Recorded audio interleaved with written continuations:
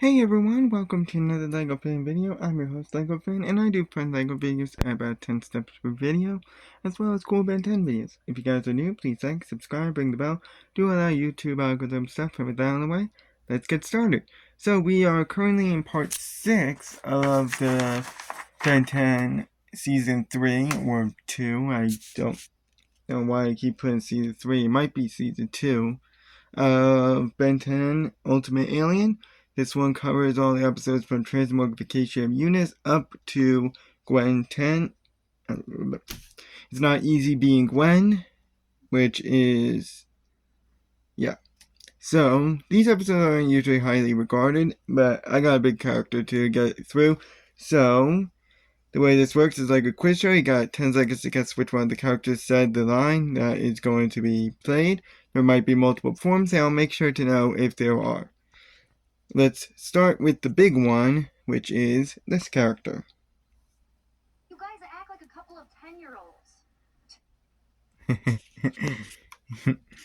Of these characters, which 3 said that line? 10 seconds, good luck. And I'll let my little Lego figure here guide where we are going to be heading first. And he slipped on, but landed on this one. We also have this one right here. And this one. So according to my file here, her name is Gwen Tennyson. Half human, half anodite. First appearing in the Transmogrification of Eunice and appearing in all the episodes afterwards. We are going to be here for a bit because she has a lot of abilities. In other words, if you actually go ahead and mess with her, you might as well consider yourself dead. So she can drive and has a plumber suit equipped with a propulsion jet and neuroshock as well as oxygen. She's also shown to be more intelligent than Ben, serving as his brains to Ben's brawn, and is a good hacker as well as being able to navigate what they call the extranet, which is, you can kind of say, is the universe's form of the internet. She's also a skilled fighter, specifically in jiu-jitsu. She has knowledge on magic and magical artifacts, as well as on medicine, possesses the eye tricks in an alternate timeline, can ride a hoverboard, has knowledge on ancient languages, is agile and a good runner, can receive messages through the energy field and send them, is very sneaky, can pilot a spaceship. When mind controlled by the Lucubra, she's able to see through his eyes. She can operate a laser gun and knows magic, which can break through cement and rocks. In her anodite form, her attacks are stronger. Her mana can also go through cement and be used as a fast projectile, which is stronger in Ledger Domain due to the fact that that is the realm where all magic comes from. So, let's go through every single ability that she has displayed. She has her anodite form, which can cause a huge explosion, can retrieve info for a person's memory, can track teleporters, can summon stone golems, can reduce gravity, can melt light beams, and the ground can slow or stop time, as well as time travel itself, including to alternate realities. She can also suspend people in mana, can erase memories, can summon objects, can form a helmet with limited air, can cushion her fall with mana, can levitate anything including herself, can create portals to other dimensions, has a magic blast which can turn into an explosion, can make shields or walls, can make wind and use her mana to redirect water, can form smoke to block out people or lift the ground to do it, she can control items, can make certain items crumble, can blow up stuff, has a locator spell and sometimes levitates to do so, has a warp spell, has a bubble spell, can create sonic pulse to track technology, she can form platforms which can be thrown as projectiles or be used as walls. She can form explosions, can breed mines, can make a magical rope and use it as a web, can make light, can summon lightning, has laser eyes and laser beam, can make mana cups and restraints, can blast off mana blasts. Her mana can balance, and with a certain spell she can cyber magic, as well as be able to form a brick with it, which is heavy. Her anodite form can also grow bigger in size if need be. She can put people to sleep using a certain spell, as well as knowing how to cast a revelation spell in order to reveal secrets about a certain object. Her mana is also very durable, and she can absorb it, which can also deflect. She's also a good team player, and being a plumber, she has access to all its tech and gear. But she can be dead set on objectives, can be selfish, she loves coming. If any sort of magical shield or wall is broken, she's weakened. She can't track technological beings like ship, for example. She needs to focus to use the tracker spells. She has arachno and claustrophobia. She can be harmed by Argus Neos. Neural inhibitors prevent her powers from being used. She can be mind controlled and is still not good at using spells just yet. So we'll see in Omniverse that she does get better. The next character up has their first line of this. A cemetery. How's that for a morbid line? Of these characters, which one said that line? 10 seconds, good luck.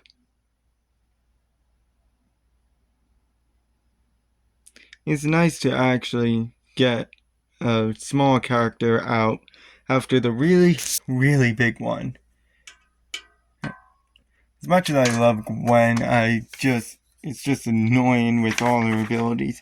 So, right now, we got the character of Terraspin, a Joe Chilonian arrow who appeared in Revenge of the Swamp to break into the old Valdez laboratory, only to encounter a janitor who explained that Victor was dead and buried at a cemetery. And then in basic training, he managed to put out fire in Hulker's room that came from an explosion before he changed back. So he's very strong and durable, as well as having the ability to tuck his body into a shell to make himself even more durable. He can also make himself a propeller in order to create strong winds, which can also come from the holes in his chest, though I've heard that was probably an animation error. He can fly and throw himself as a projectile if need be, and he has quick reactions and turn into a tornado in order to suck in anyone and launch them elsewhere. But he can be mind controlled, is not fast on land, can be contained in mana, can be frozen. It can be difficult for him to get up after being knocked on a shell, like other turtles. And he also can have inconvenient timeouts, as sometimes it might make him dizzy after he transforms back. The next character up has their first line of this.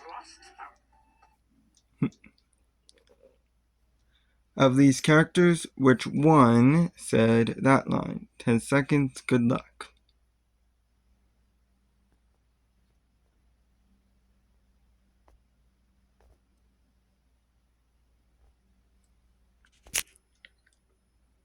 I apologize if that was hard to hear.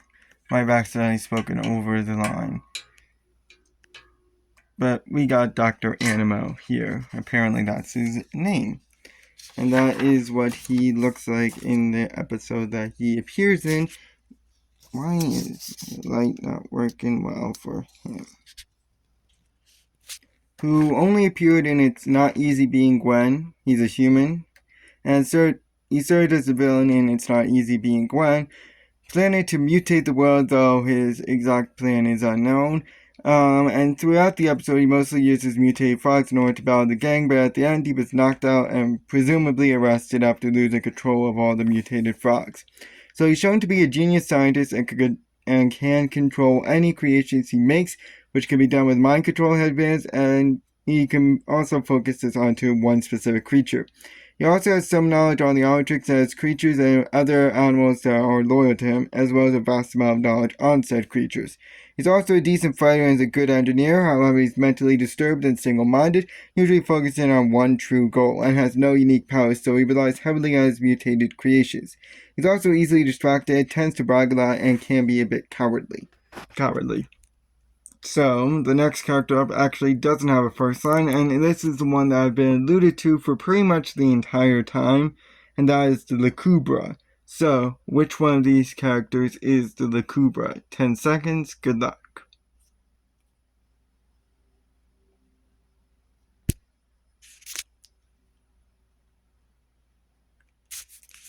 So let's see. This one lone character right here. So, it's its own species, only appearing in The Creature from Beyond, escaping from the broken seal that happened due to Sir Reginald doing what Forever Knights always do: steal. In this case, he wanted to unlock a presumably treasured vault, but it turned out to be an ancient seal, keeping stuff out from our dimension, including this thing. This creature decided to go on a rampage, mind controlling several people, and during one fight actually managing to kidnap Winston, and actually managed to mind control Gwen as well. But when Gwen sealed it back up, it was sent back to where it came from, but its mind control still has an effect. so it can't be detected by the Elytrix and can fire laser blasts from its mouth because why not? It can also take possession of a person's mind via tentacles, which are very flexible, and this can last long after it's been defeated or long after it disconnected itself, and it doesn't need these tentacles to activate the mind control. If you're just in the mere presence of one, it might activate. And those mind controlled are loyal to him and or to its boss, who we get to in a later part. It also has enhanced speed and strength and durability, and is immune to fire. It can also climb up vertically, is very smart, and feeds off the parietal lobe, according to what Gwen says. So that's the stuff that controls like your hopes and dreams and stuff. I think they gave some BS excuse like that. It also has enhanced agility, but this mind control won't work if the head is protected by metal. And it can also be broken if its concentration is broken as well. It can't climb out of deep pits either, and it can be sent back to its home dimension if said person knows the spell to make the seal to bring it back home, like Gwen does. The next character up has their first line of, I learned enough to break out and come here to pay you back. of these characters, which one said that line? 10 seconds, good luck. Now I'm just now realizing how many of these types of villains we have. The Tetraman villains, because we not only have Kolar, we also got Galvin. I think that's his name, Gavin or something like that. We also got Princess Luma. You can argue the Chief is also a villain, but that's a matter for Omniverse. Right now, we just got this guy right here. His name is Kolar. He was a Tetraman, only appeared in basic training, acted as the main villain at the end, who wanted to kill Hulk in revenge for sending him to the Null Void, and after the big climactic fight they had with him, he got shoved back into the Null Void at the end of the episode. I got nothing else on him. That's really the gist of it. He just showed up for the final fight and said I'm out. So he is very strong. In fact, he's strong enough to beat Forearms soundly, and has the ability to jump super high, is very durable, and with his strength and bulk he can burst through restraints, has 2 extra arms, can climb vertically, can create solid clap by clapping his forehands together, is a very great fighter, and has an Null Void gun. However, he can't breathe underwater, can't fit in tight spots, he is slow, he can be put down by seductive quills, and is weak to electricity.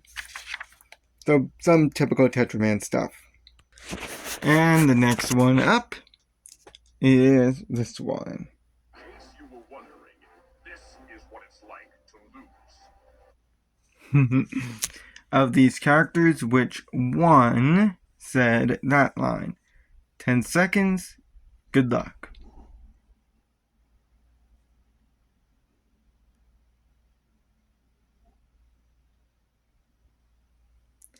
Let's see where he goes.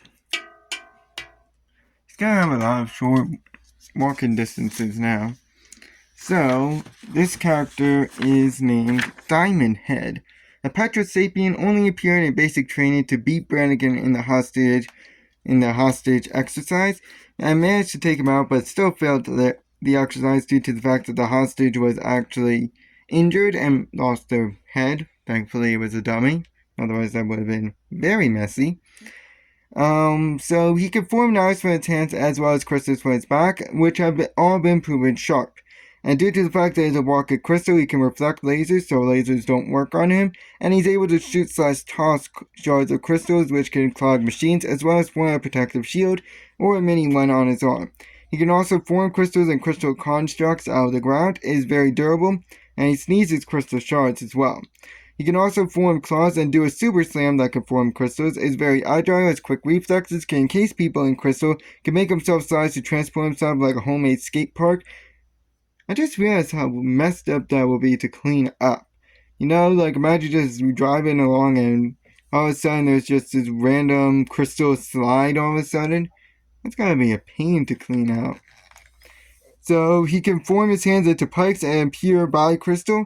He can also levitate crystals off the ground and slam them down, as well as roll in a ball and shoot multiple crystals when he unfurls. He can also form a hand out of the ground and has a super jump and super strength. but he can be shotted with enough force as well as being weighed down with enough force, and his diamonds can be cut with a sharp enough blade, and his size can be a disadvantage at times as well as his weight. Let's get a real quick one out of the way. Which one of these guys is Fasttrack, who doesn't have a first line? 10 seconds, good luck.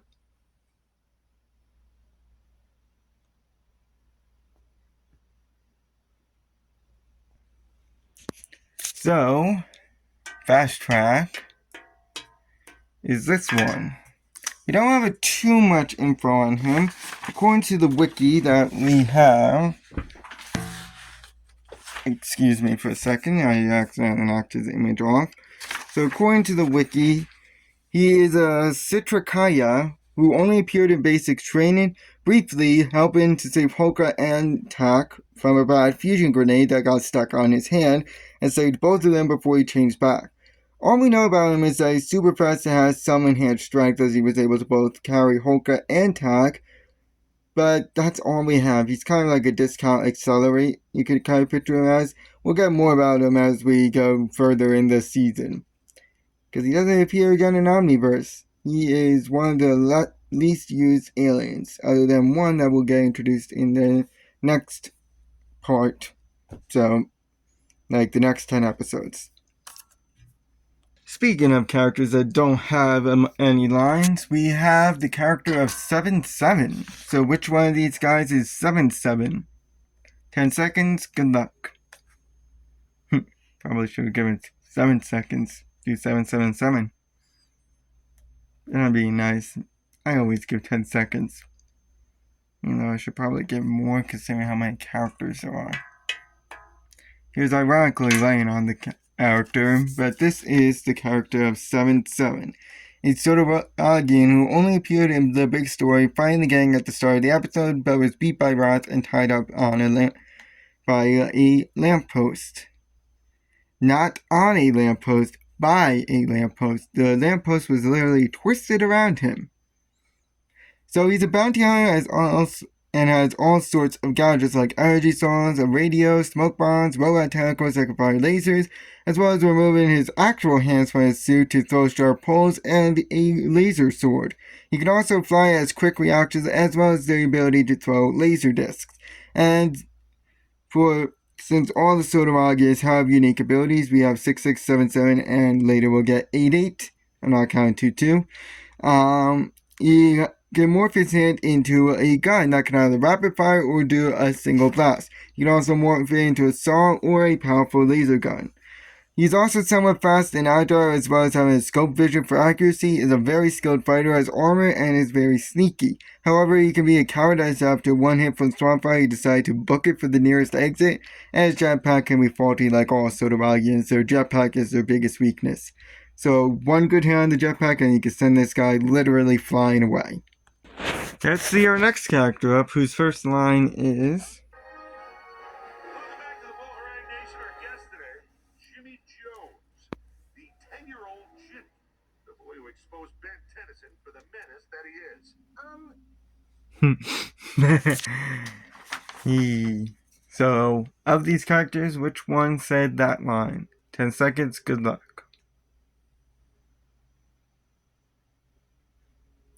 Should probably lessen the time the more we go on, because we'll make it, because now it's a bit easier. He sort of says his name, but but it could be anyone. But yeah, the character is Will Harague, a human who first appeared in Eye of the Beholder, making a brief cameo on the TV, before appearing on the big story used by Jimmy to expose the space plant, only to then realize that he just added fuel to Will's fire and was trashed by Will right on public TV. Gotta love Will Harague. So he's an influential TV reporter and is very rich, as well as being somewhat smart. He does have his own camera crew that tends to follow him everywhere, as well as having the ability to drive, and is an excellent liar and is able to twist the truth in order to benefit him and hurt Ben. He's kind of like Ben's J. Jonah Jameson, by the way. But he's an all human, has no unique powers, and only has a one-track mind on his veins and damaging Ben's reputation. He does get his comeuppance, don't worry. We'll get there in Omniverse. He gets his comeuppance hard. One last character for today, and the character is the Sentiels of Monawk. Which one of these characters is the Sentiels of Monawk? 10 seconds, good luck.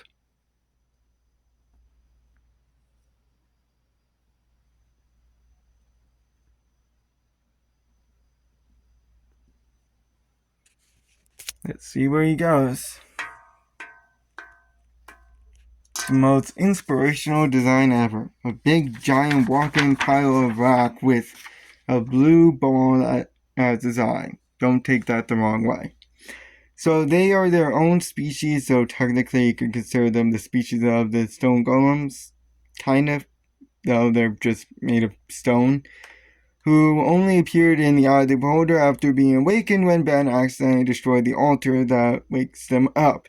And they try to obtain their missing third eye, because there's 3 of them. One of them was missing the eye, they wanted to get the eye back, and after it was given to them by Julie, they decided to go back to their own statue-like pose. So they are very durable and strong, as well as having a laser eye, but they are only awoken if the altar is destroyed. They are not smart and can knock each other out. They can't see without their eye, and they will go back to sleep if all of their eyes are returned.